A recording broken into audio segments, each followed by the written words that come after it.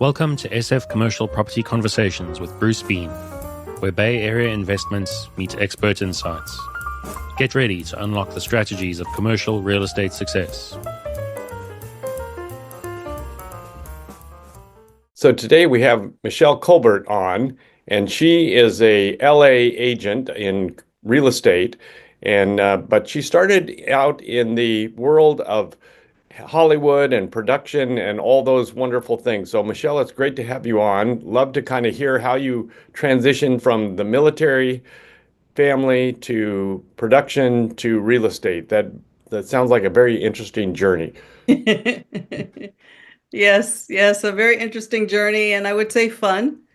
Um, as I mentioned earlier in our conversation, I grew up as a quote unquote military brat, and many times I would probably be in two different schools in a year. So I had to Wow. learn how to get acclimated very quickly and to be able to read the room. So I needed to read a room very quickly and know how I was going to actually be able to blend in and essentially to survive. Because when you're a kid and you're in school, there's a bit of survival instincts that you have to gravitate towards, because there's bullies in schools, and I quickly learned that was something that existed, as a kid, and how do you navigate towards that and not look like the new kid that just showed up, so that you're quote unquote the fresh meat, if you will, for the bully to come after. Right, So, right. Who's this new kid?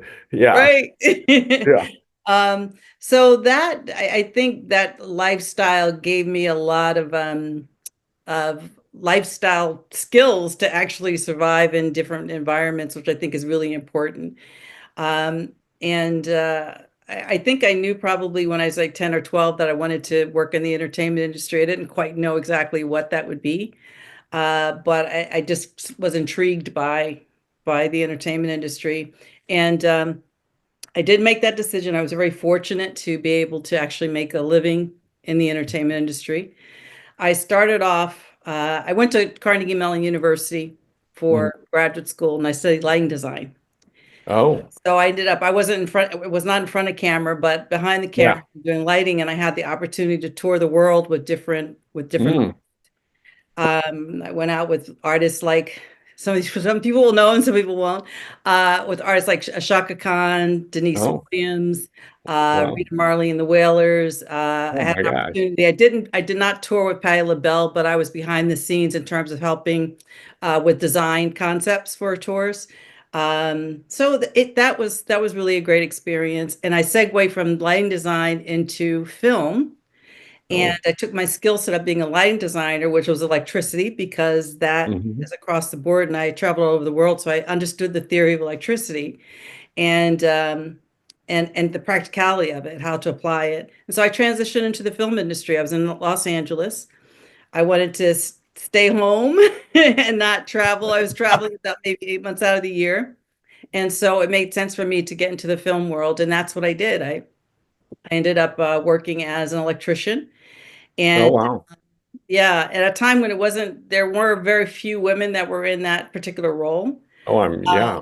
yeah, but I was able to again navigate, from my other experiences. I was able to, like, okay, well, I'm very good at what I do, and having had the training from Carnegie Mellon at the time before computer light boards were a thing, I already had Mm. that skill set, so I became very valuable Hmm. that regard, because I knew how to make the connections, make it work, and how to operate it.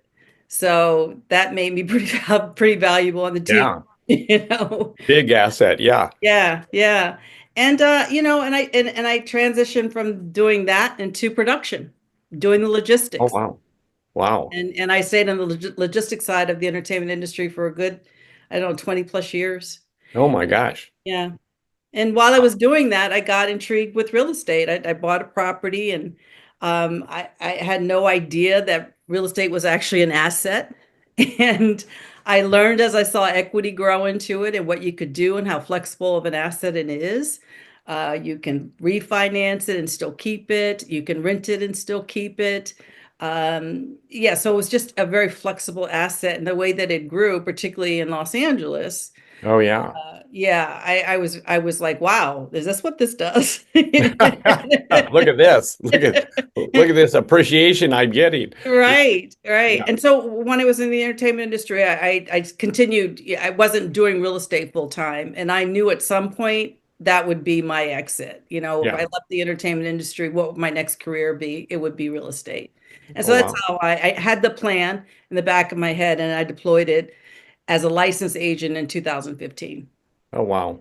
Mhm. So, how many years did you end up working in the whole industry? You were 20 years in production and some years before that, it sounds Yeah, so it's like. probably about a good 30 years between, the segueing into doing, live events to being an electrician to working in production. Was about a good 30 years. And Wow. mhm. I'm just curious how, I mean, maybe this never happened, but I can imagine there were times when the whole circuit blew out and you're trying to run some particular production and everything blows up on you.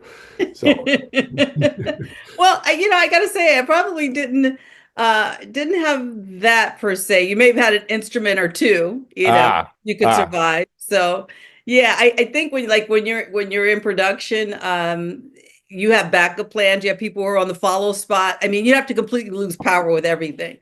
But yeah, I never had that experience, thank goodness. yeah.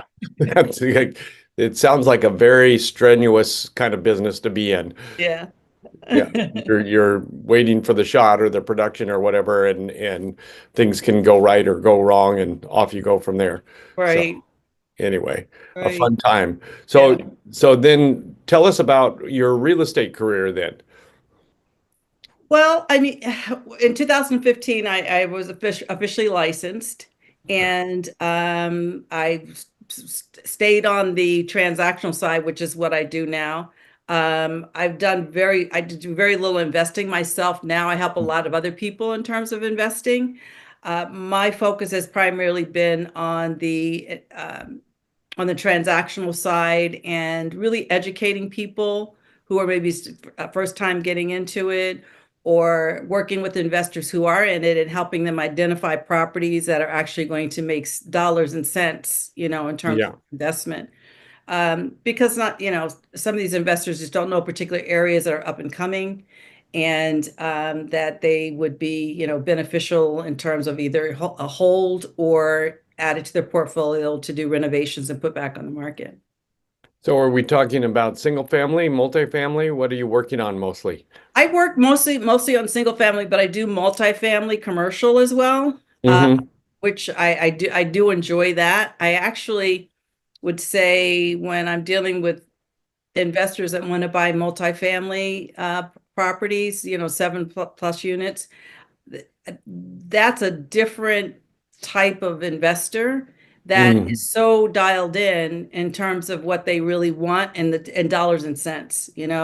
They're Right, too caught up in terms of the cosmetics. They do want to make sure that it's going to cash flow. right, It's dollars and cents for them. So I really like that because I can get into, again, it's a logistical idea in regard right, to, do the numbers work? And so those are clients, and they tend to come with quite a bit of cash because, as you know, that you have to come in with at least 40% many times on these deals. right. So. Yeah. No, and loans are getting very expensive right now. So a difficult market to be in. So how are you marketing yourself in general? A lot of my marketing is through I'm really bullish on keeping a CRM. So Ah, I'm constantly, sending out emails that have some value, right? uh-huh, Whatever, what's happening in the market, or what's the new thing in terms of paint color if they're thinking about, particularly for my flippers that are doing uh-huh, family homes, just things that are going to be information that's useful to them. And that's just a way of just staying in touch. And of course, the old fashioned give a call and, have coffee, let's do lunch. And if they're working on a site, showing up, seeing how things are going, offering them referrals for vendors they may need. mm-hmm, Those are my investors. Even my single family clients, it's the same thing. Some of them have no idea who's the best lender for them. So oh, right. so Yeah, just really being a value first, and then, developing the relationship. Do you typically go through a mortgage broker or do you go direct to a bank when you're making a referral? I typically a mortgage broker versus a bank. Mm-hmm. Not unless there's some like really hot special program that a bank has going that I know is going to be a good fit for a Uh-huh. client. Then I may go directly to the bank. But of course, I'll have a relationship with someone in that bank that, I know that my client is going to get the attention they deserve, get their questions Right. answered, because that's the worst thing. I think, just to send someone off and there's not really a point person that you can contact and have a phone conversation with. And sometimes clients are very confused after they talk to someone, particularly a lender, and Right, then like, right. they come back with their perception of what they heard is very Yeah, different than yeah. what it is. The lenders throw out all these terms and the person listening is going, yeah, Right, what is all right. that? Yeah. Yeah. No, it can be difficult. So which CRM are you using? I'm using Lion Desk. That's one that I've been using for a while. Ah, But there's some other ones out there that Constant Contact. That's one that a lot of folks that say that they like. But mm, Lion Desk, I've been using it for so long that that's just the one that I use now. yeah. No, Mhm. that's cool. And yeah, you're used to it and it works and it's got all Right, your data in there. So off you go from there. Yeah. right, Yeah. Is exactly. that one that you picked up or is that one that your kind of office worked on? No, there's one that I picked up. My Yeah. office has their own CRM as well, but because I had this already built out, Yeah. I do use my office one for a smaller group of my contacts, but my Ah, database has really been built on the Lion Desk. So ah, I just keep it on well, there for that's cool. now. Mhm. So no cold calling. I do some cold calling. It's not my favorite thing. I will be honest about that. I can do it though. Yeah. I have no Yeah. problem. I can do it. It's just not something that I really get excited about very much. Yeah. No, it's not fun. I mean, you get one call out of 100 or whatever. Yeah, So exactly. yeah, it's a lot of work for that. Are you using Instagram or social media at all?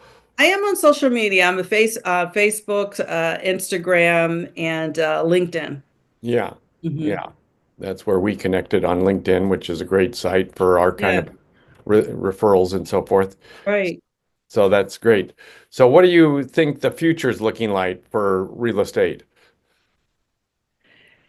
Well, the thing is, the future of real estate, it definitely ebbs and flows. And there are times in the market, I think, where anybody and everybody can get into the market, and there are times when it's not as easy for everybody to get to the market. Right, right. Um, right now, I think it's not as easy for everybody to get into the market. Yeah. Yeah. It's expensive and there's a lot of barriers and so forth. So Right, yeah, right. difficult to jump in. Yeah. So I think you have to be cognizant of what timeline you're in and how you're going to actually pivot in that and to serve and to keep your business going.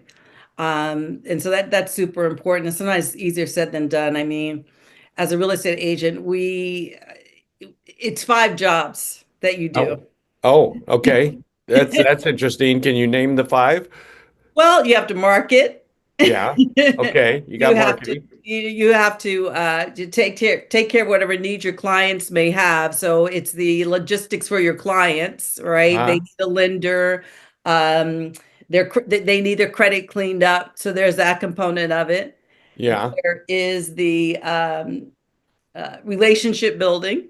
Right. There's the administrative, all the paperwork, the transactional paperwork that Oh, yeah. they The do. really fun stuff. Yeah. I mean, you can hire a TC, but still some of that you have to Yeah. manage. Yeah. Um, And just the day to day, whatever comes up. I mean, you can be in the middle of a transaction and something happens, it blows up. You know, the seller found out that they had a big lien on their, on their property, and now that has to be handled in the middle of escrow. I'm like, well, how's this being handled? And then your day is gone because you made 15 phone calls to try to get that problem solved to keep the deal on the table. Oh yeah, the putting out of fires is constant. It seems like there's always Right. something going on. So Yeah. it is a crazy, crazy world. So any examples you can give us of fun transactions you've done? Wow. Um, well, I had a client recently that she works in the entertainment industry, and many people in the, audience may know that the entertainment industry has taken quite a big hit with Oh the yeah. the writer's strike that we had, the actor's strike, COVID. So all of these kind of black swans flew in and created quite a bit of havoc in the entertainment industry. So I had one client who had her home for 20 years, Oh wow. but when COVID hit, she couldn't work. Um, when work picked up for a minute, I think she got shut down right away again because there was the actor strike followed Oh by the man. writer strike followed by the actor strike. And so she felt completely behind in her mortgage. And Right, right. Yeah. so she was in pre-foreclosure, Oh and wow. she had a condo. And Uh, the condo had some issues as well. mm, She fell behind in her HOA dues. So not only was it the property itself being foreclosed, but now we had HOA on the back of our heels. oh my gosh. Wow. And then the exterior of the condo needed work. It was just one thing after the other, Oh my gosh. not Yeah. having the money to get her place cleaned up, presentable, to get the most money possible for it. Right, right. So it was a challenge. So I really had to go out and I put my production hat on. So, our skill sets we transfer over. And so I actually went and I raised money for her Wow. to have to so that we could get the place cleaned up to make it presentable, to get it on the market, to sell it. Oh my gosh. So I used my production skill sets, my producing skill sets, and I had some vendors. We wrote up promissory notes saying this is what Uh-huh. we're doing. And being honest, this is where we are. We're Right. 70 days away from a foreclosure. However, we feel we can get it closed. And I had a few vendors that agreed to that. So they came in, they Oh my painted, gosh. they did cosmetic work that they needed to do. And we They all got paid at close. they all got paid at close, but it was very stressful because it was just like, oh my gosh, okay, because it was these different things kept coming up that had to Oh be dear. resolved, you know. Wow. That was a But lot. yeah, it was a lot. It was over and above the call of duty. Sometimes we have to do those things. And Right. particularly if it's for a good friend or somebody that want to help, you kind of have to do above and beyond. Yeah, yeah. And it was just the situation was not, this wasn't something that this person created. This was something that life events Yeah. came in that she was trying her very best. She didn't really want to sell her home, but she knew like, hey, I've got to get from up under it and not let it foreclose and lose all the equity that she had in the house. Right. Right. She had Yeah. a substantial amount of equity to restart. So Yeah. yeah. So Mhm. everything worked out in the end. Everything worked out in the end. Yes. Yeah.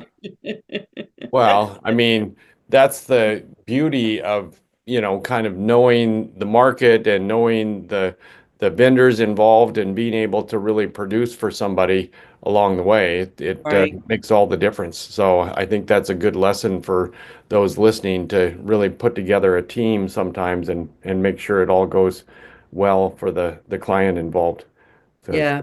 sometimes they're, in a bad spot and need help. Right, right.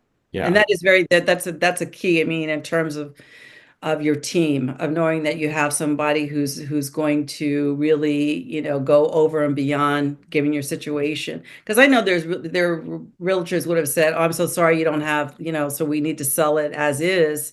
And in her case, that was almost like a $60,000 difference. Oh, wow. Yeah, right. So, And you didn't have to spend nearly that much, I'm no, sure. We were close to like 18,000 to make sure that she could get the Yeah, optimum price for her home. right. But some religions definitely would not go that. They just Yeah. say, No, I think that really, did you end up staging the house? I did. Yeah. Mhm. So everybody, the painting and staging and all that came together and really worked to the Right, benefit of the seller. right, exactly, Yeah. exactly. So she got the highest amount she possibly could in the market at the time in the market for Oh, that. that's fantastic. Yeah. Yeah. No, Hmm. I think staging and I think has become sort of the norm out there. You really can't sell a residential single family or condo without a staging situation. So yeah, I Yeah, mean we sold a condo recently and we had nice stuff, but our agent recommended, look, you need somebody to come in and just comb through your stuff and take out certain things. It's going to make it look much, much more saleable. So anyway, it is a benefit to the seller to do that. it And is because you're giving them a palette whereby they can see themselves in it, particularly if it's clean and it neutral. Um, it gives that buyer, I'm sorry, gives that buyer the palette to see themselves in the home. And a lot of people have their imagination in terms of space. They're just not quite sure, well, where would the TV go, or where right, would the right. couch fit? You know? Yeah, they are not used to space planning or No. visualizing or Yeah, seeing any of that. So they have to see it in person to kind of figure out how that's going to go together. It exactly. makes a huge difference. It does. It does Yeah. make a huge difference. Yeah. Hmm. So let's just end for fun. You have a favorite sandwich? Well, I think I share with you my favorite sandwich would be a chicken Philly sandwich. Not the steak sandwich is Philly steak sandwich. Well, Yeah, yeah. I don't eat red meat, so substitute it with chicken. That would be my favorite sandwich. That would be good. And you want to sit with Nelson Mandela and have and talk about life in general with your chicken Yeah, sandwich? yeah. For Nelson Mandela to have gone through what he went through, 27 years in prison, Oh my gosh. and then to come out and just be still so gracious and centered and focused and still want to talk about humanity. That I think in this time we really need a voice like that, and someone that keeps us all centered and grounded about humanity, and that the fact that we're all connected and we live in a global universe. Um, yeah, I think that would be a person to have a really interesting conversation with. Yeah, I was just thinking back on um, Father Gregory Boyle was talking about Nelson Mandela, and he said that after he got out of prison, he saw somebody and he said, Go have that person come over here and talk to me. And it turned out this guy came over and he was just scared out of his mind uh, about this. And he came closer and it turned out that it was one of the guards in prison that had not treated Nelson well. And of course, Nelson, being Nelson, was very forgiving of this guard. And it just a wonderful story of who Yeah, he really is. Yeah. right, right. Anyway, well, Yeah. let's end with that. Where can people get a hold of you, Michelle? Well, I am on social media. It's Agent Michelle Colbert for on Instagram. My email is agent.michellecolbert@gmail. Go. And yeah. So, if you're in, what's your best area that you work in? Well, I'm in the West Hollywood area, so on the Sunset Strip. My office is Compass on the Sunset Strip. But Oh, I will work and go anywhere that my clients are ready to buy or sell. So okay. Well, call Michelle, and we'll get this rolling that way.